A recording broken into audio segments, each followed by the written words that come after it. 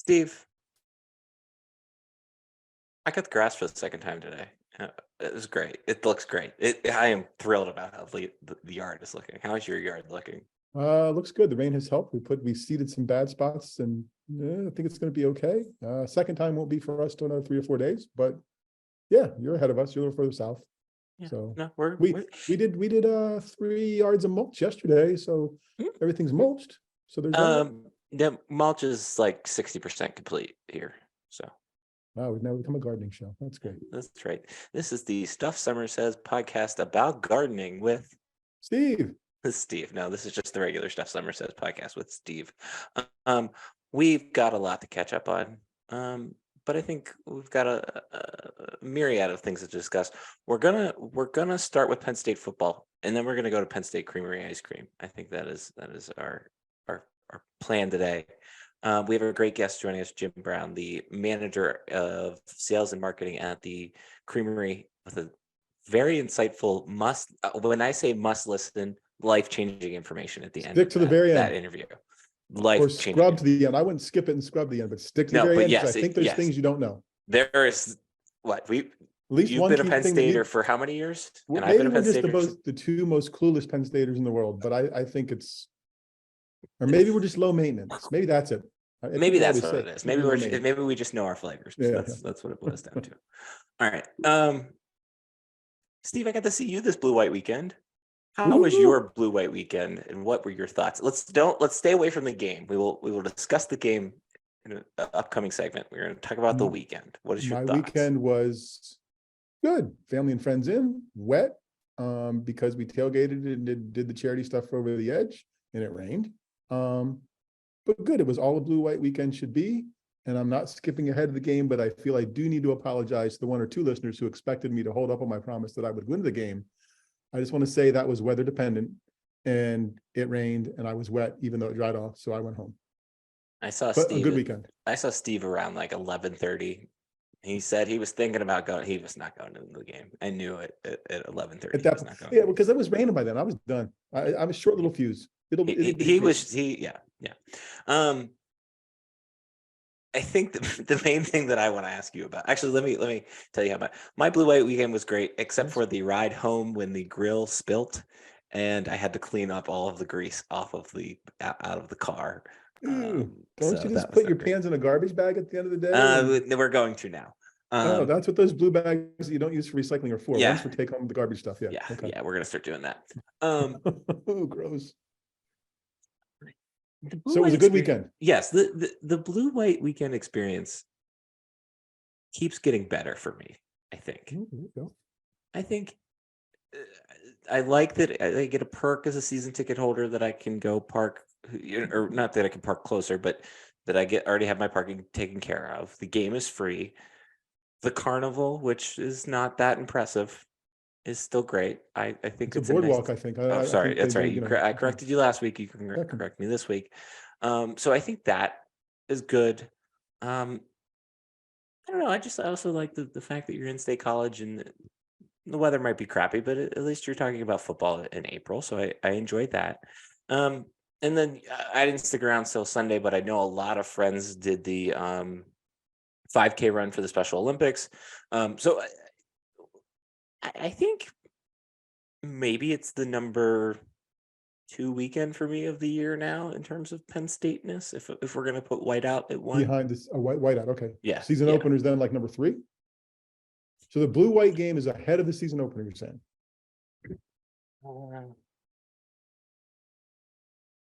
This is a good question. Yeah, I'm comfortable with that, but just barely. Because they're playing real football in the season opener. I think it depends. Maybe this year. Maybe okay. So that this year, no, it's not. But maybe other years it can't be if they're playing the Little Sisters of the Poor. I will say there is nothing better than homecoming weekend, just because that's usually the first weekend the fall leaves change. You are miffed. So now blue-white has slipped to at least no better than 3rd. No, this is for anybody who's still listening. I'm going to lie about whether I'm going to the game. Darian's going to lie about his rankings because it's just going to change in the next 30 seconds. Okay, all right. Look, here we go. Whiteout. If Penn State is playing someone good, opening season. So wait, so you can have a disclaimer on your rankings, but I can't have a disclaimer on whether or not I'm going to the game. It's different. That's different. Whiteout. It's different. Whiteout. If the season opener is good, season opener. If not, blue white. Then So blue white. homecoming, And then homecoming is fourth. always underneath blue white. Homecoming is underneath the blue white game. Yeah. You don't even believe that you just said it. You can tell No, by your face. I don't. Bolt's out here barking at me. All right.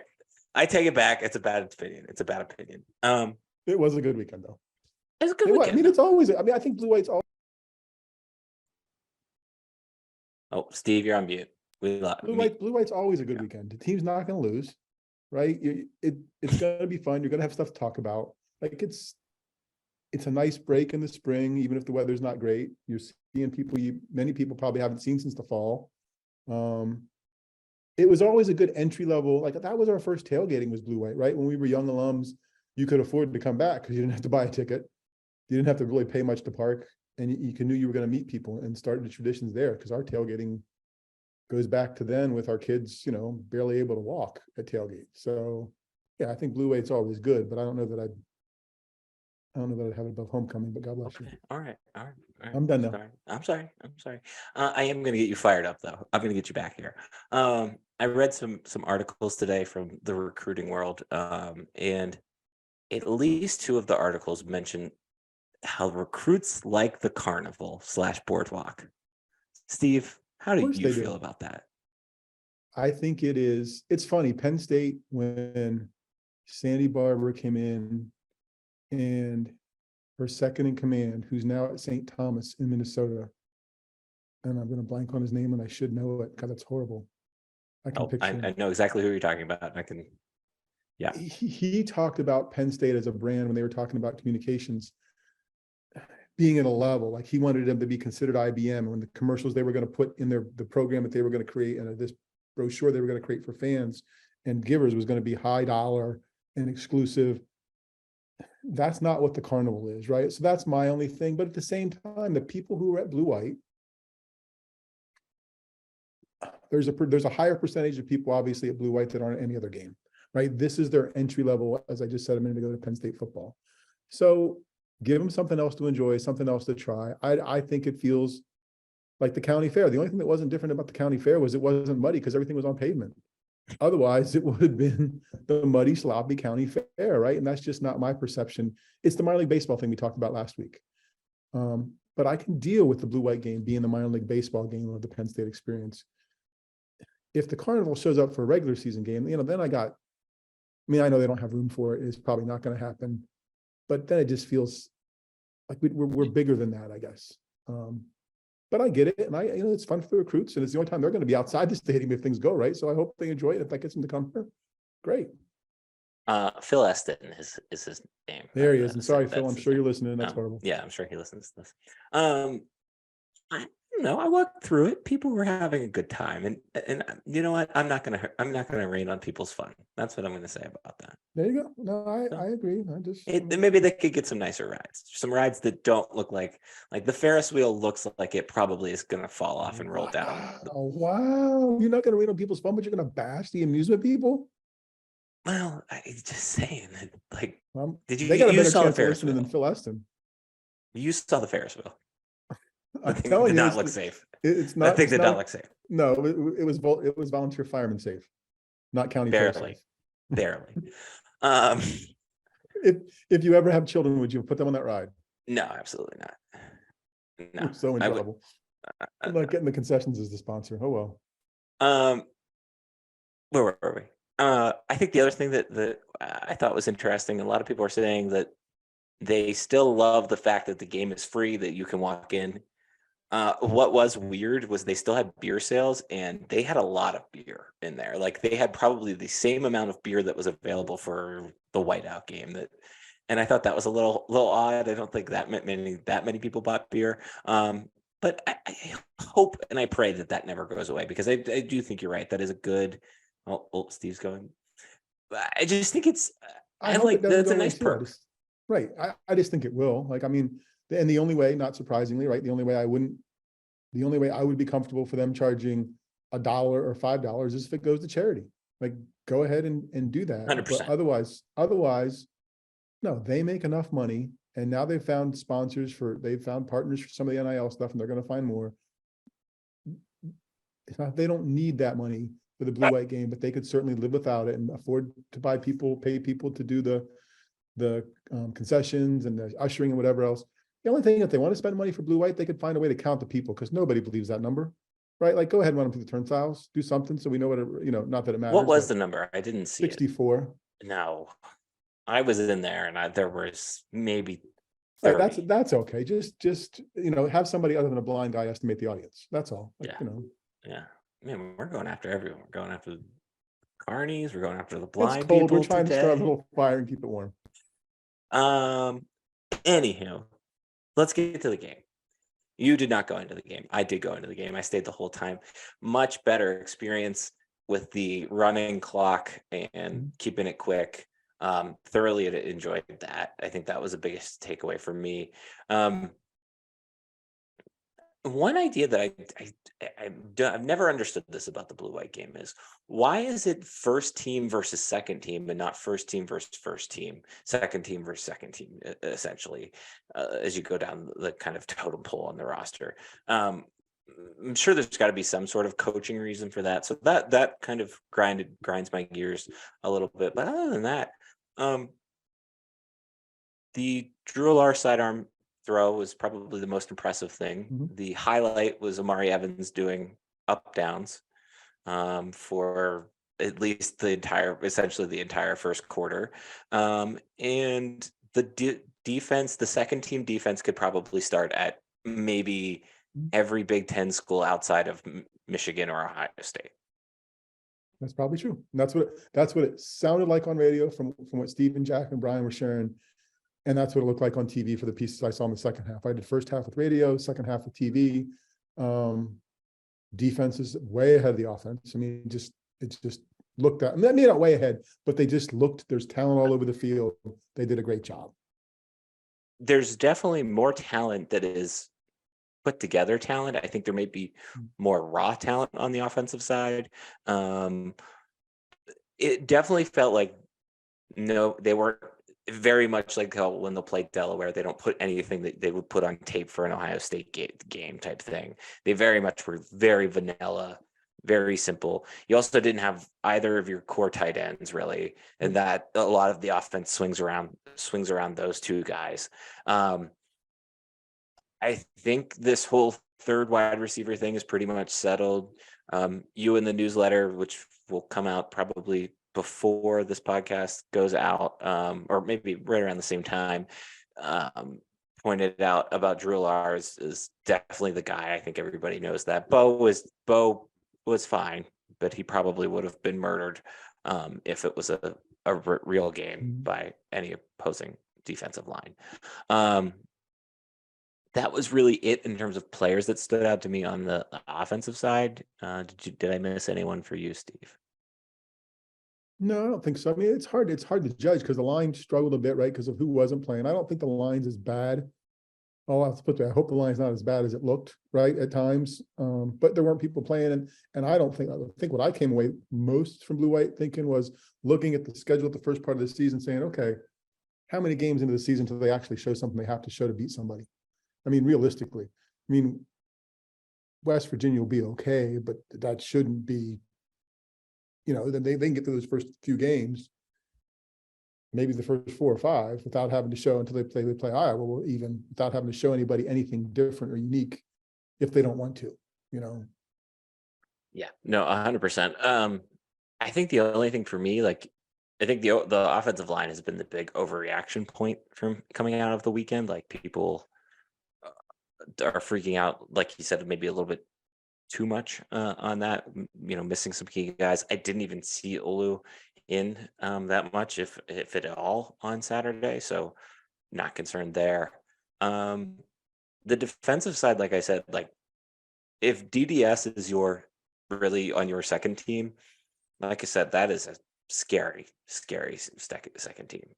He looked great. Tony Rojas looks like the part. He's a little scrawnier than I pictured, as I say it, as with all of my huge muscles over here. But I think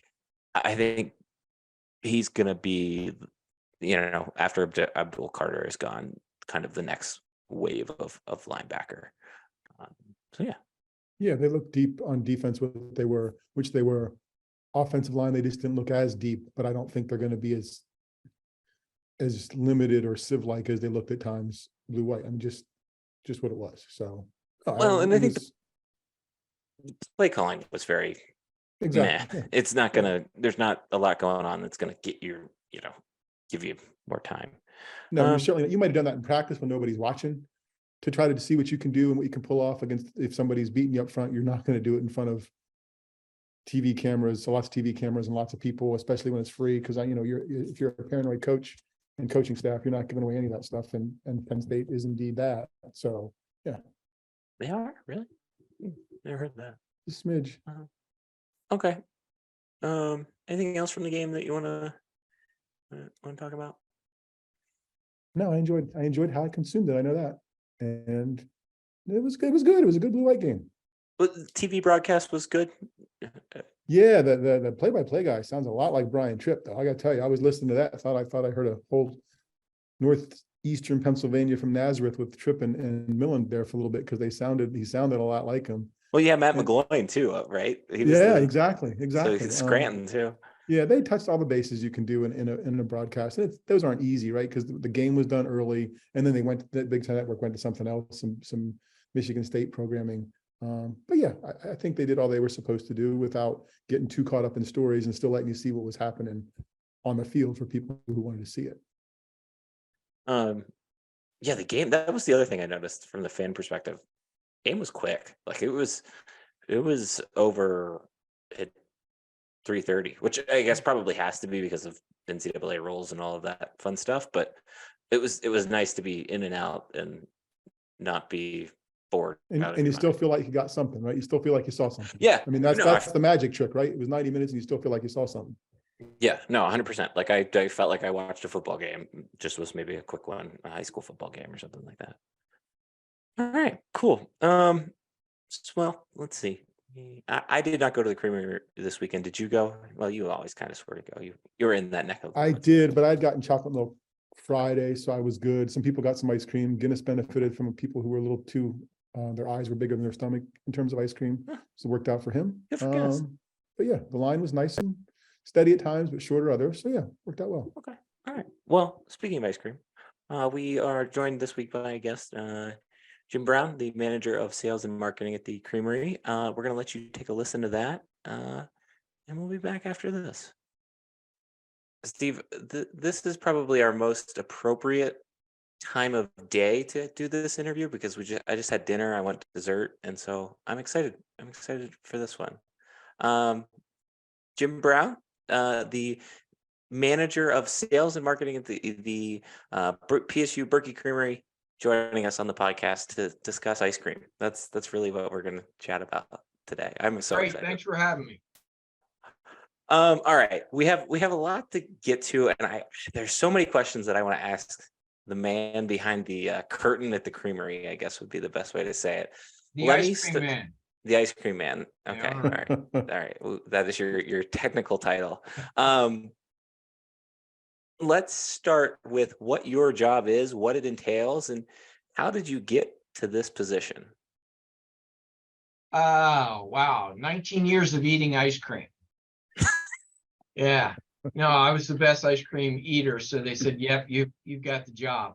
I manage all the marketing and all the sales entity for the Creamery. So whether it's retail, e-commerce, shipping, distribution, wholesale, I basically handle the sales from a promotional side, a campaign side, what have you.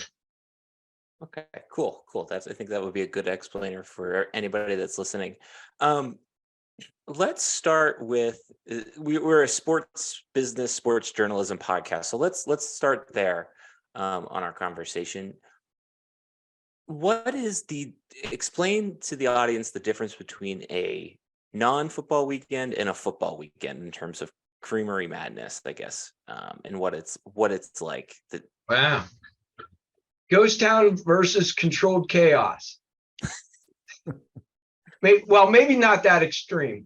Well, let's just put it this way. The Creamery is very fortunate to be on Penn State, and I think Penn State is very fortunate to have the Creamery, because maybe besides football, the Creamery is probably the second most iconic traditional stop.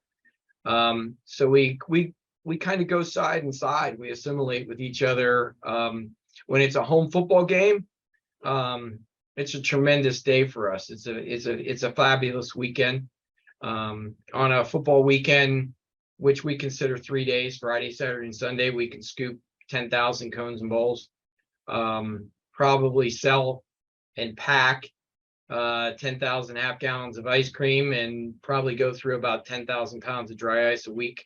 And of that particular football game, we can do almost as much, dry ice as we do a week just by packing it. So on a regular week, it's business as usual. It's obviously not that large, but home football weekend, 3 days is like just a regular week without a football weekend in 7 days. So Are those numbers, how similar are those numbers week to week? Like, how much does a game or an opponent or the weather change what's going to happen to you? Or are you within a hair's breadth of 10,000 and those numbers every week?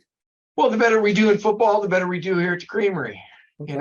Obviously, I will tell you this much. If you ever go to a football game, which obviously that's what we're talking about, you go to a football game, there's a lot of rivalry there. There's a lot of blue and there's a lot of any other color, and there's a lot of opposition. And you go into the football stadium, it's the same way. You tailgate, it's the same way. But if you come here to the Creamery, all colors are the same and everybody has fun, gets along. So it's really crazy. I mean, we've controlled it over the years. I've been here 19 years, and we've continually tried to find better ways to have it controlled. But when the line goes down 2 blocks, it's just scoop and go.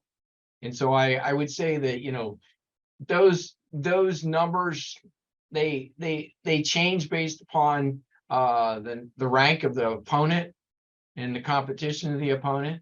I don't want to name names, but when you have a Michigan or Ohio State here, it's a pretty crazy day. And the later in the Saturday evening the more there's people on a Sunday, that extend out through the Sunday. Okay, cool. Does let's take Blue White Weekend, for example. I guess that's probably a dry run of a football weekend, as close as you can get. Yeah, sure. Do you find that you're selling more ice cream cones Friday, Saturday, and then Sunday you're kind of selling more packaged ice cream? Sounds like you work here or you've seen it before. Okay. I know my spending habits at the Yeah, Creamery. you do know. Well, think about it this way. You really can't take ice cream home with you in a half gallon if you're going to the football game.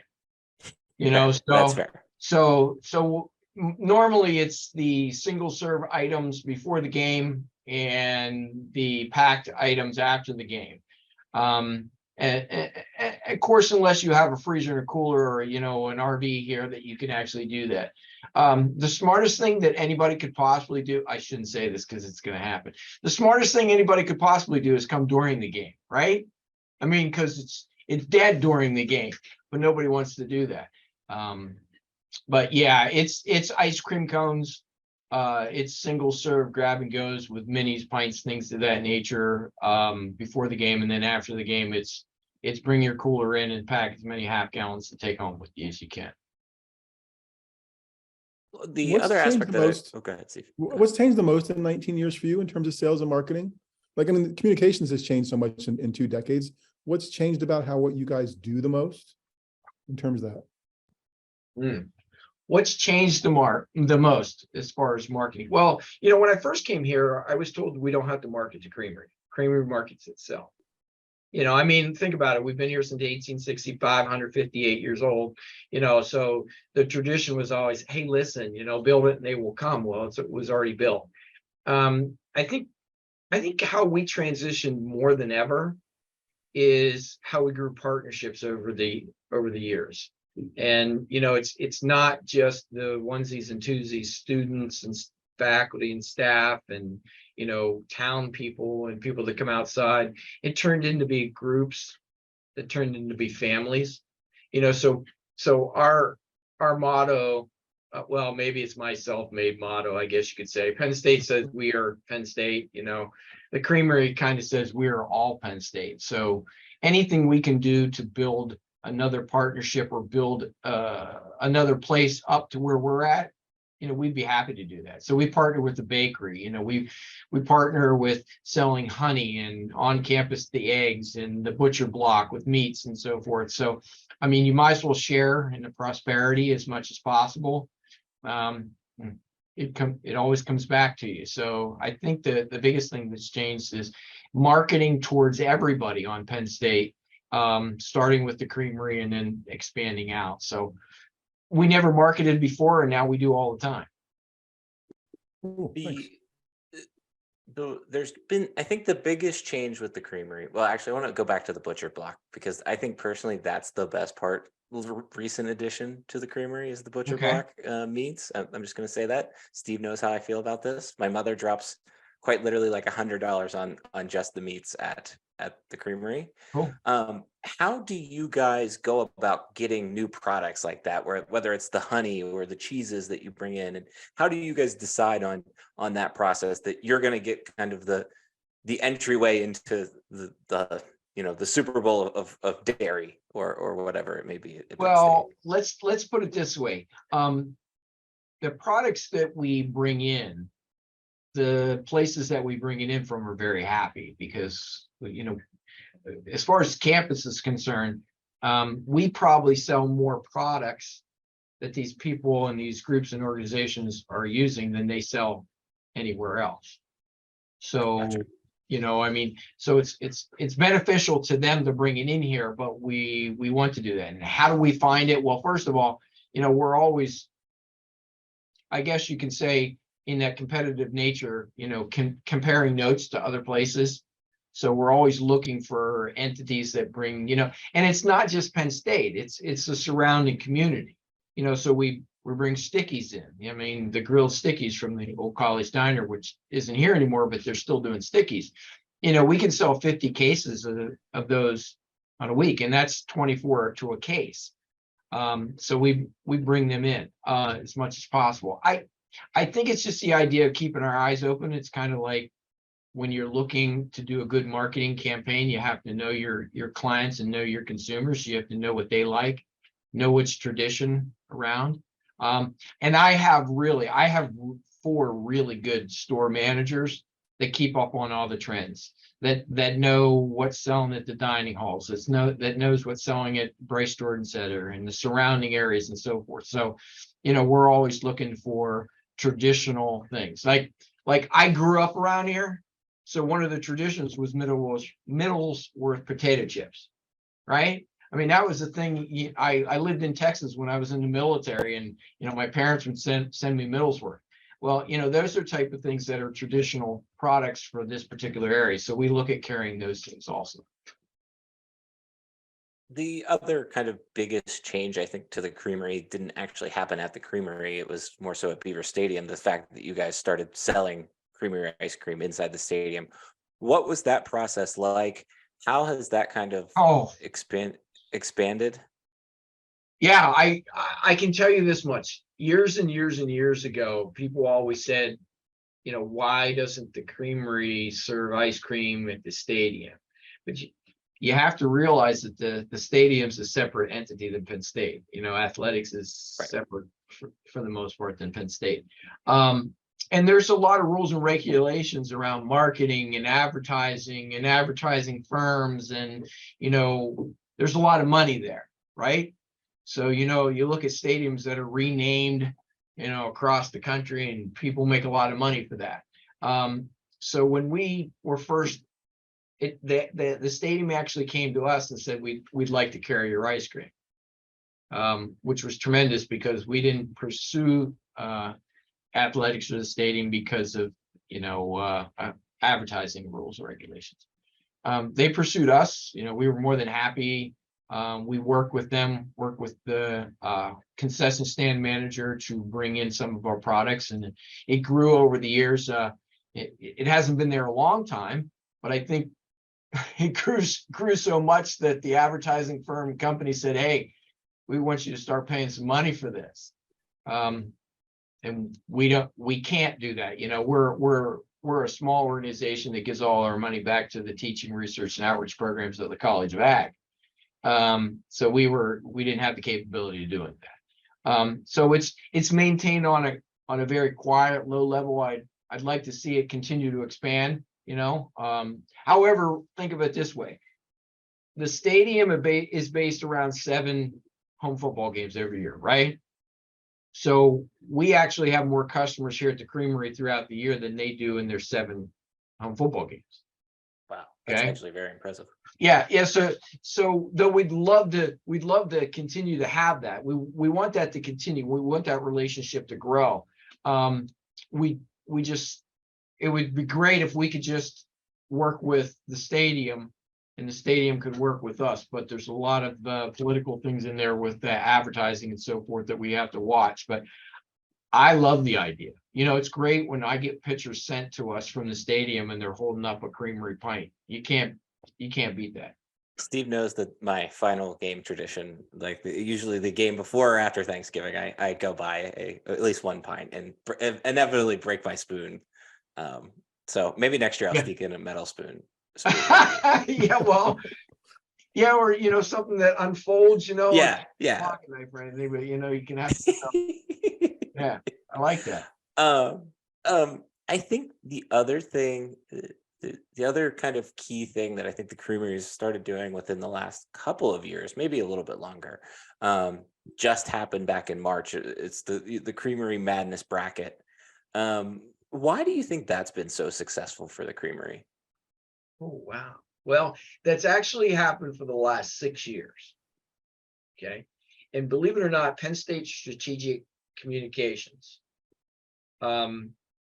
actually a member of that came up with an idea. We were actually doing an anniversary for the 150th anniversary of the Creamery. And we had a big group across Penn State together to make sure that we crossed all of our T's and dotted all of our I's.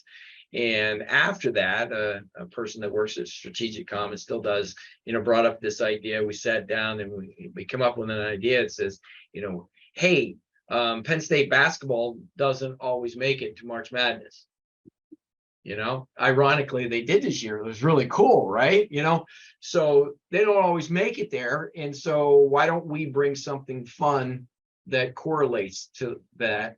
And we call it Flavor Madness. And you know, the greatest part about it is what's the bracket names when they have the 16 final teams in March Madness? You know what it is? 16. Sweet 16.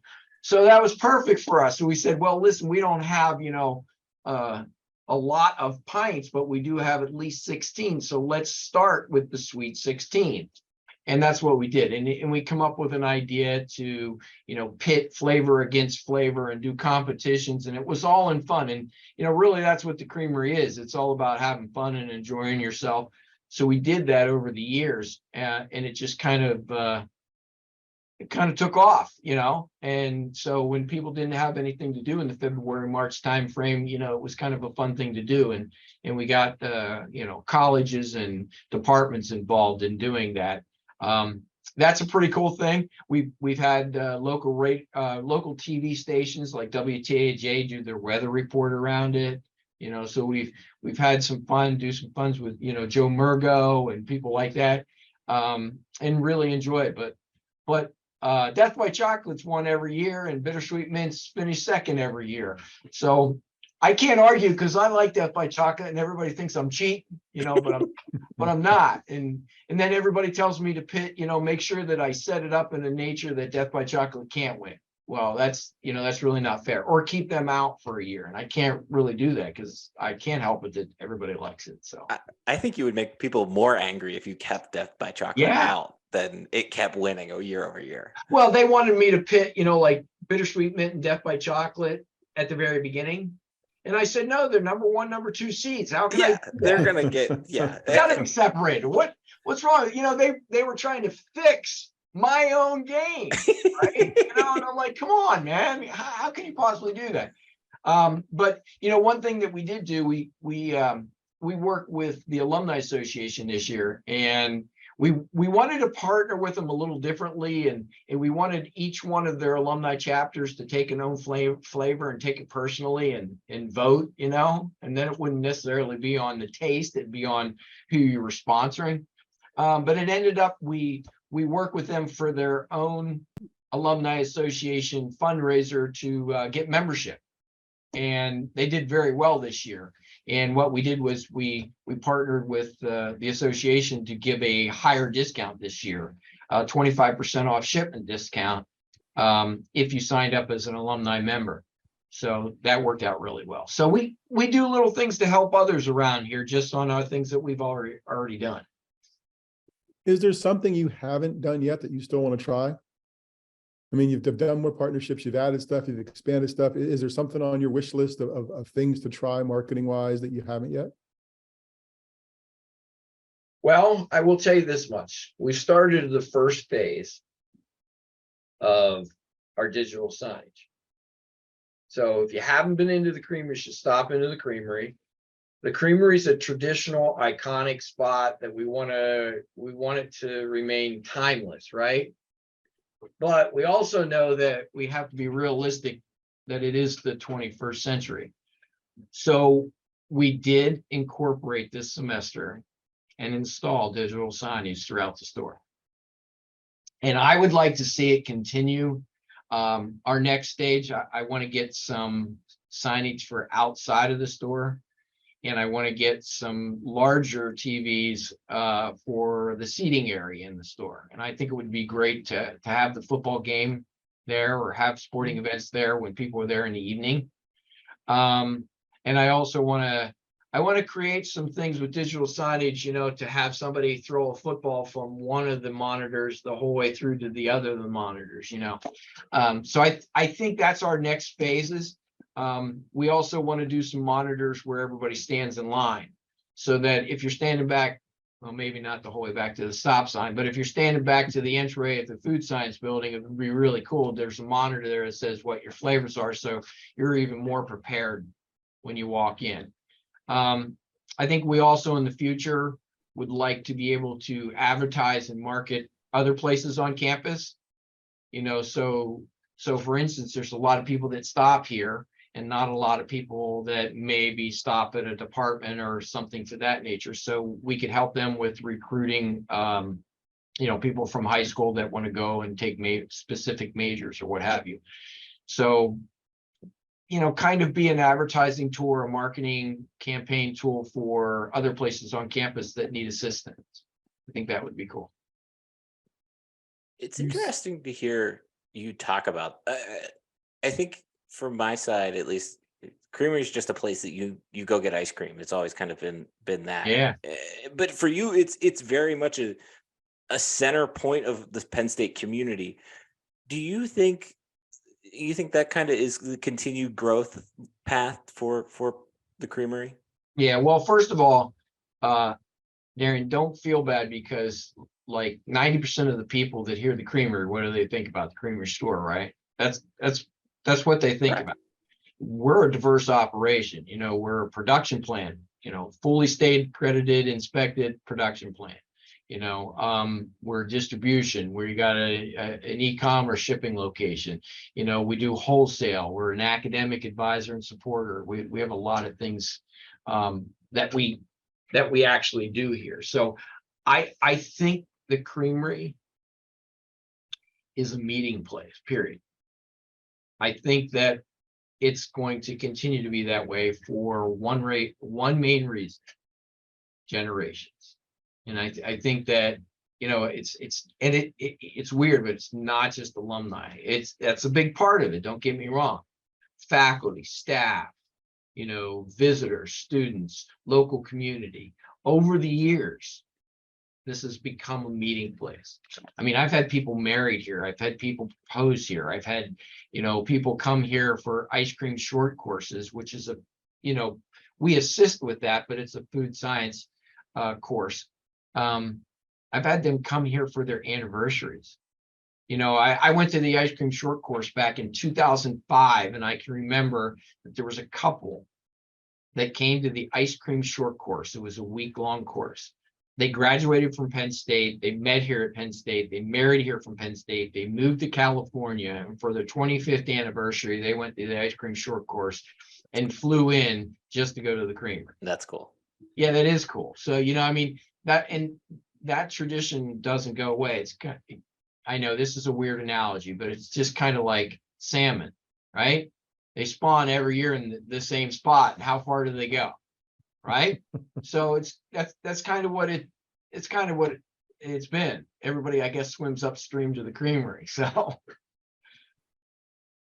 I think the last thing that I want to hit on is just the new creamery flavor development process.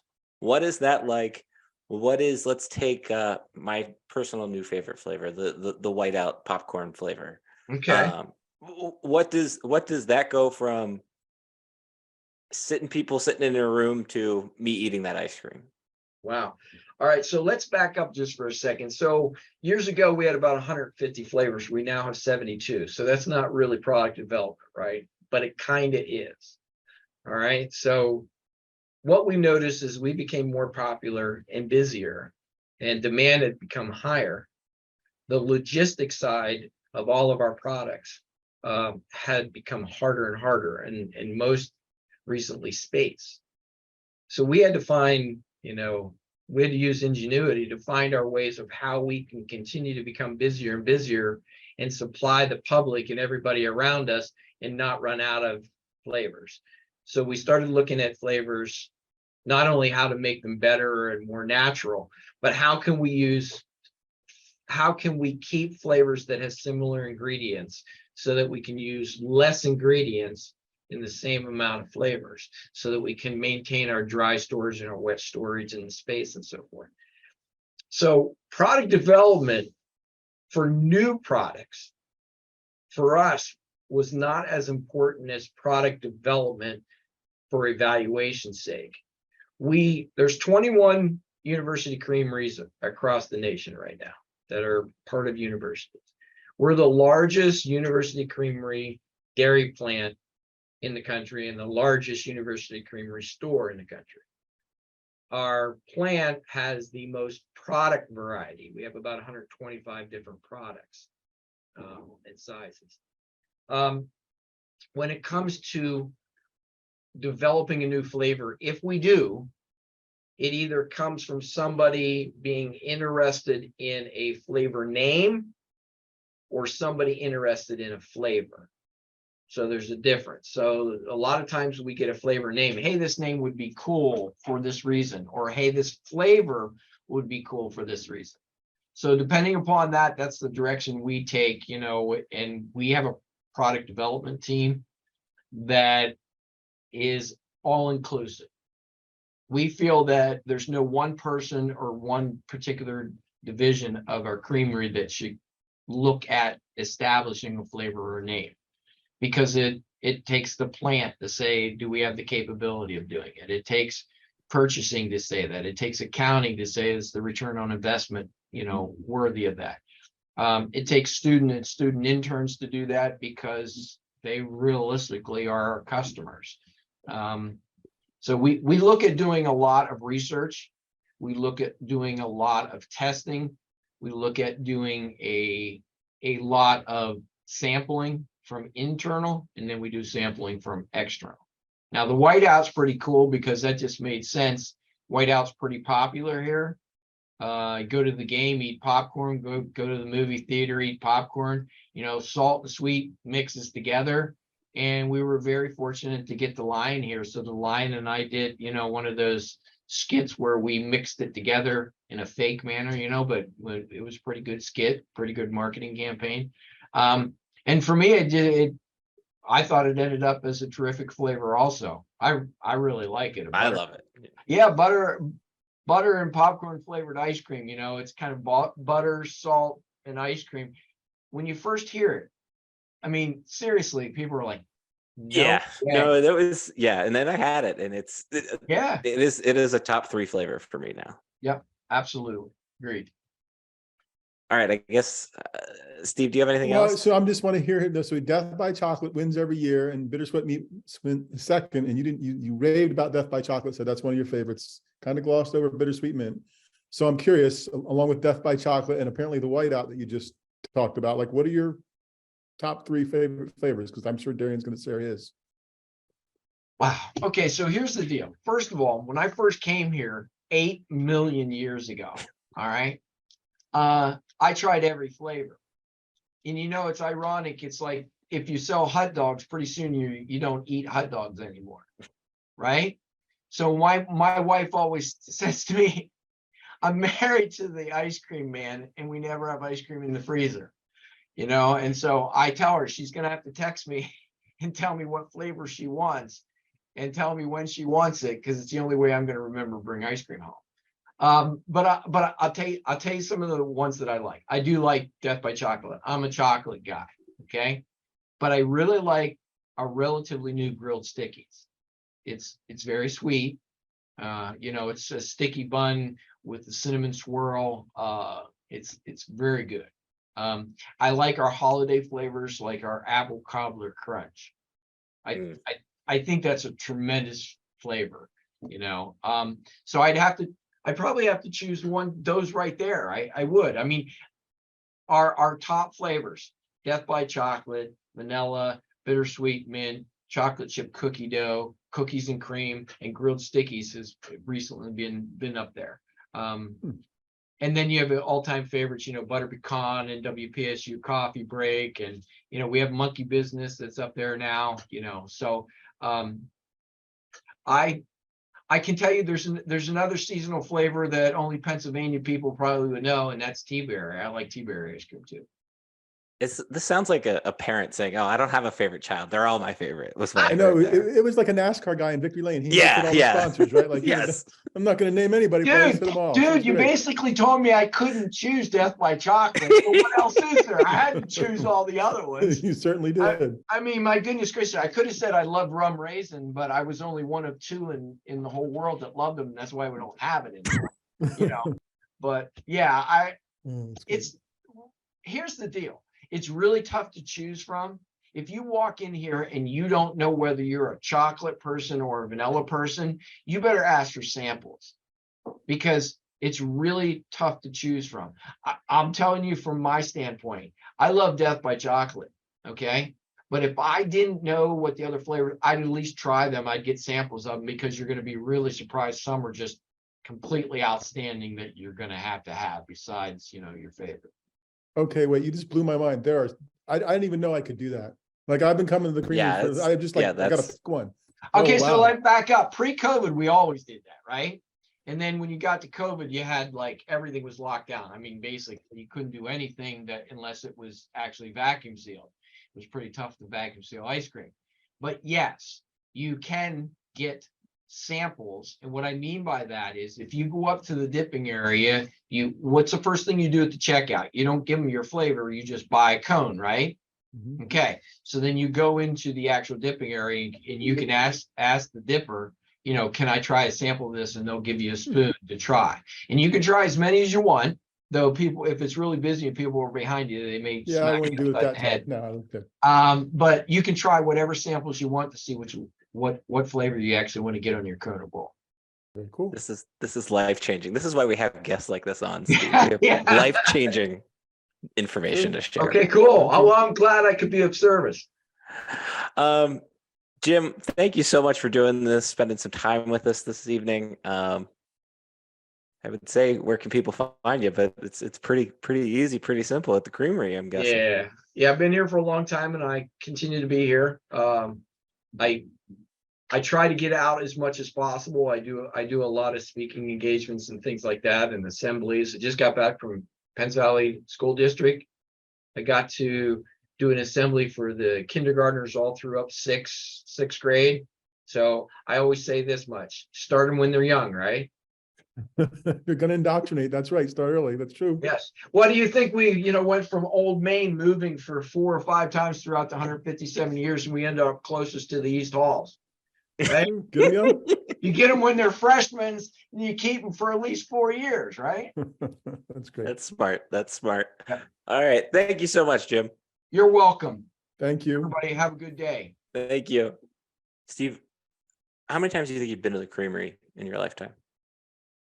Oh, a lot. I don't know, hundreds. Thousands? Not thousands, hundreds probably. Probably just Well hundreds. into the hundreds for me as Well well. into the hundreds, yeah. Did not know that tip. Did not know the No, and I wouldn't pull it with a line, but I am now interested and intrigued in checking out some stuff that I didn't know if I Listen, liked before. like I had a class. It was Monday, Wednesday, Friday, and it was I forget what that building is, directly behind the parking deck at the Creamery. But on Fridays I would stop there. But like on Wednesdays, there's really not that much of a line, depending on what time you go. That would be if I was a student and I was listening to this podcast, I would take those tips and go There get you go. as many samples if you want. There you go. Apparently. I did not know. I'm just psyched. What was your biggest takeaway from that interview? I think I have a couple, but I'll let you go first. Oh, you're on mute. I think he is well aware of the tradition he's entrusted with in so many ways. And one of the things I didn't ask, but I kind of knew the answer, right, about the value of it being embedded within an academic unit. In terms of that, like, it's not just there, it's there for the academic piece of it too. So I think Jim's very aware of the tradition of it and where it fits, and protects that while also trying to find ways to broaden it. I mean, he almost sounded trepidatious about the digital signage, right? Like, oh, we're trying this new thing, but he has great plans for it. And I think he's right with stuff inside and games on TV at some point. But I think he's very respectful of the tradition and where it fits. And I think that's a good thing, while still trying to broaden it. I feel like that was kind of my biggest takeaway too. I've never looked at the Creamery. The Creamery is very much a Penn State institution, but I've never looked at the Creamery as the way that through his lens, I guess. And his lens is a very beautiful way to look at it, I guess would be the best way to say it. So that was my first big takeaway. The second, of course, was the little pro tip at the end.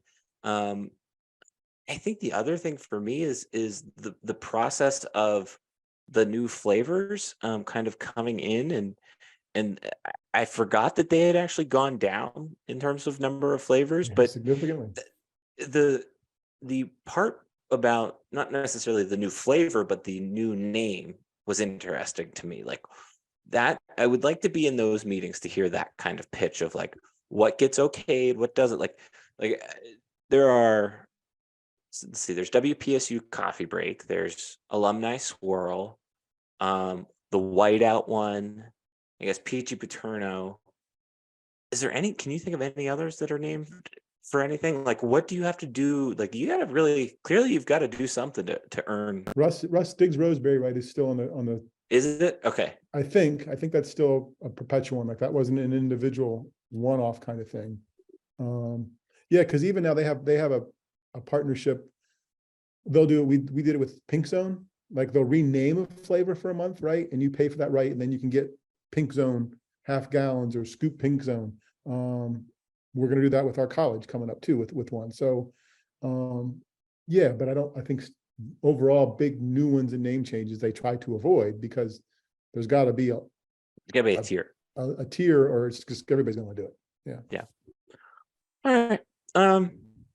Anything else you want to add about the Creamery? Like I said in the Creamery interview, the butcher block part is the best part of the Creamery. If you are not getting like the beef jerky at the Creamery, you're doing it wrong. You're not wrong about that. Okay. All right. Thank you, Steve. Thank you. All right. This week's Old Guy, Young Guy is a sequel to last week's Old Guy, Young Guy, but a different spin on it. Steve, simple question. What are your top 5 sports movies? And I have my list and I could write it out like that. You may. Sounds like you want me to go first? Yeah, go ahead. And then I'll give us some variety, because I know I got a couple that you aren't going to have. All right. I'm gonna go 5 to 1. We'll discuss all of mine, and then you can think about yours. Number 5, Slapshot. Just think it's a timeless sports movie. Plus the Johnstown, PA tie-in. Hockey, good for you all. Yes. Number 4, also a hockey movie, Miracle. Nothing makes you want to run through a wall, even if that wasn't Herb Brooks' speech. That speech is great. If you're ever really looking for something funny, Google what Herb Brooks' speech was before the championship gold medal game. That one will make you really want to run through a wall. Number 3 is a remake that is my favorite. Was my favorite movie for quite a long time. Angels in the Outfield, the Disney one. The Disney one. Yeah, Yep, not the Pirates one that's in black and white. Yep. Love that one with It Christopher doesn't have a Lloyd. year, it's just in black and white. Yeah, that one's old. Number 2, I said that The Man Behind You would be on our list, but not Bull Durham. It is For Love of the Game. I think. Okay, good call. Just a perfect 90s movie, I think is essentially what that movie is. And then my favorite movie overall of all time, The Natural. I think just Roy Hobbs. Okay. Love Roy Hobbs. Just love that story. I know that the book ends very differently. Spoiler. But the movie is incredible. That's great. I think we can end up with 10 movies here and not have any overlap. Oh, okay. Like, All right. depending, I think like, because this was some post Blue White weekend discussion, which added 2 loyal listeners around the kitchen table, helping me with my list because they were curious about what I was going to come up with. Of course, the poster on the back, right? We talked about Bull Durham. I would say number 5, Remember the Titans. You're gonna earn brownie points with my wife on that one. I get really bothered by the fact of how much Disney tweaked that one. That's fair. I think that with a lot of them. So I think that 5. I had Miracle and Slapshot like here is because I had 3 pretty solid, and then I was playing Miracle, Slapshot. Number 4, because it's got to make the lists. Just to counteract The Natural, right? Is Bull Durham, right? And not to counteract it. I like The Natural, but as we talked about Bull Durham, what I loved about Bull Durham is, well, it came out in the season that I worked for the minor league baseball team that the poster was there, right? And Mike Hargrove's wife, who was our manager, when we were done in the movie theater, I was like 2 weeks into the season, it came out. And I'm like, wow. And she's like, no, that's minor league baseball. And I'm like, oh, this is going to be something special then. So there's that. And the whole, like the baseball bat scene, right? When he breaks his bat and the bat boy brings it to him, he's like, here you go. And he's like, shut up, kid, or whatever, go whatever yourself, right? As opposed to in The Natural, he's like, here you go, Tom, and he's like, thanks, Tommy, it's wonderful, so that contrast is good and what makes it special. Number 3, way off the board for you, and probably only because we were talking 80s stuff, and perhaps only because of the song, Vision Quest. High school wrestling, stupid, cliched, whatever else. Yeah, ringing bells. You're ringing bells. Very 80s cliched, but kind of cool at the same time. And I didn't wrestle, didn't do anything. It's just kind of cute that way. Okay. Number 2, because the Academy Award is Rocky. I saw Rocky once and that's enough for me. I don't know. Maybe it's just I don't like boxing. I think that might be what it is. Yeah, I mean, I don't know that I could watch it over and over, but I've seen it dozens of times, but probably 2. And then number 1 is Hoosiers. I mean, just because, again, probably Disneyfied or moviefied in many ways, but set in the time period, right? That you can play with stuff and do some things, the whole community in the bus ride, following the team across the state, the David versus Goliath stuff. So I think we ended up with 2 different 5s, which is cool. That was great. And I had Slapshot as a potential. And the only other weird one I had as a potential in the 5 that I couldn't pull the trigger on was The Wrestler with Mickey Rourke from like. I've never seen that movie, ago. but I know that's a good. I've heard that that's a really good movie. The honorable mention for me would be the minor league franchise, like including the 3rd one. The Back to the Minors one was probably my. Well, in fact, I forget what his last name is. First name is Rob Egan, who was the general manager of the Altoona Curve, is in that movie. And we would ask him, he used to get, anytime that movie's on TV, he gets a check like from it. And it's like 26 cents or something like that every time. But he announces the guy from No, he's in Righteous Gemstones, and he was in the Unicorn Show on CBS. That guy, he announces him as a player. Yeah, no, those movies for me also on the list. That's good. That is good that we very rarely have diverging lists of that nature. Yeah, I no, think we had that two was fives. That's great. Yeah. that was good. That was good. All right, Steve. Let's see. How should we wrap up the show? We should wrap up the show by telling you that Steve's got something on the blog this week. Check that out. It's a lot of people are reading it, by the way. I didn't tell you that, but a lot of people are reading it. This might be our most read little piece so far. And let's see what else. We've got a YouTube channel, which if you're watching somewhere down on that side or over on Steve's side, you could subscribe. That would be appreciative.